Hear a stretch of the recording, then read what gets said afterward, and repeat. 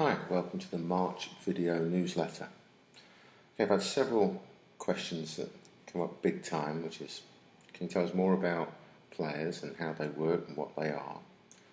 And another one that came up that was quite, quite interesting was, why don't you go on internet forums all over the place and defend the good name of pressure points and how and why they work, and their existence even? Well, there's a few reasons. One is time, because there's lots of forums and lots of people deciding themselves whether they work or not.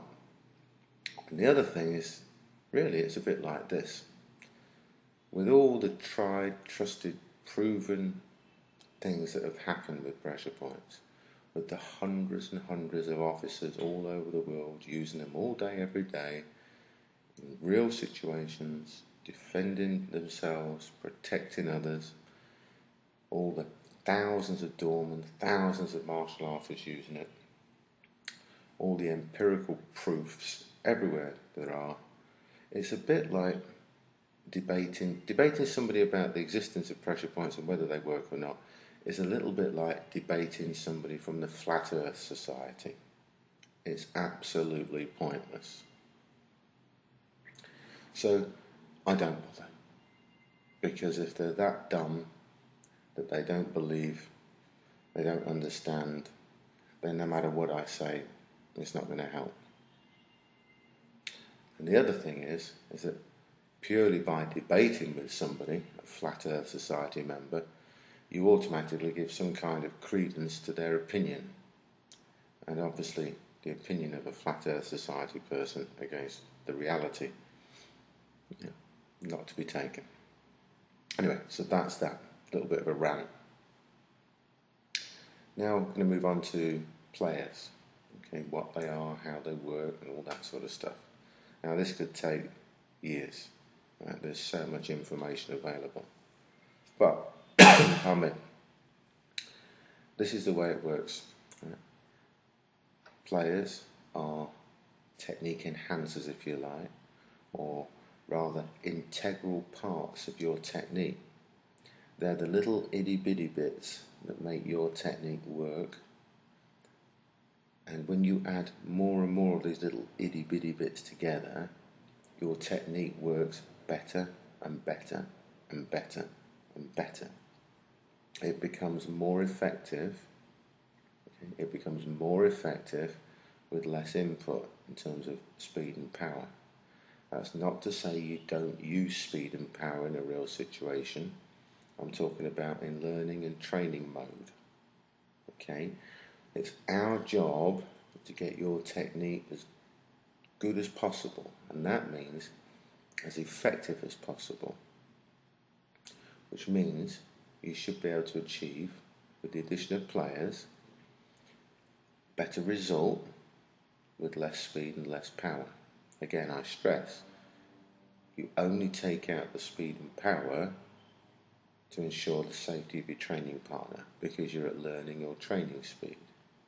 When you pressure test it, you put the speed and power back in and leave out one or two of the players for safety. When you're doing it for real, you put the speed and power in, venom, ferocity and all the other stuff, and put in every single player you can think of to make sure it hurts, rips to pieces, breaks, whatever it needs to do. Okay, so that's the basic underlying principle of what a player does. Now, what are players? Where are they? How do they work? Well, there's many players, and you could also, when it becomes, say, if you use the term technique enhancer, or a part that makes your technique work, or an integral part of your technique, then you could argue that there's sub-players and sub-players and sub-players, a bit like a menu system. And that's right. Now, we tend to make it as simple as we can. One player being pressure points is one player. Right? So the knowledge of pressure points is one player. Also, say yin and yang, opposites, is one player. Right? And it's how you interpret that and how you apply that that makes all the difference. You've got things like push-pull, misalign. Things like this, all these little terms that we use.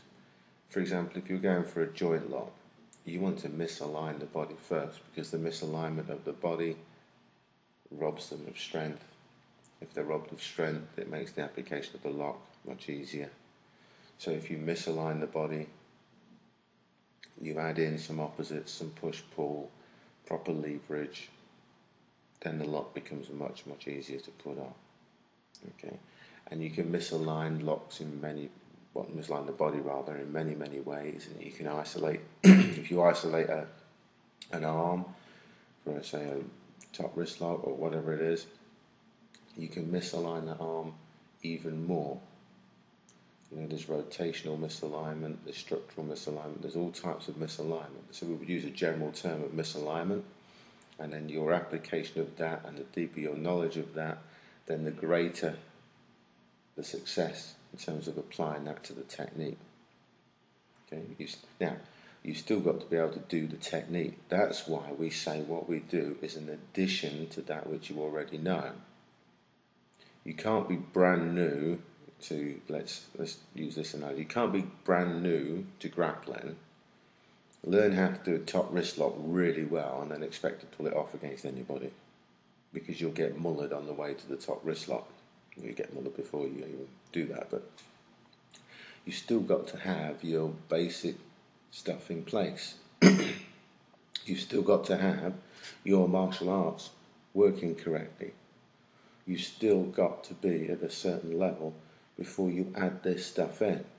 Now you can learn it from the beginning, but you still have to have your martial arts correct. I stress all the time that what we teach is an addition to what you already know. Okay? You've got to make sure that your martial arts are correct. You've got to ensure that you're drilling your stuff correctly, and you add this to your drills.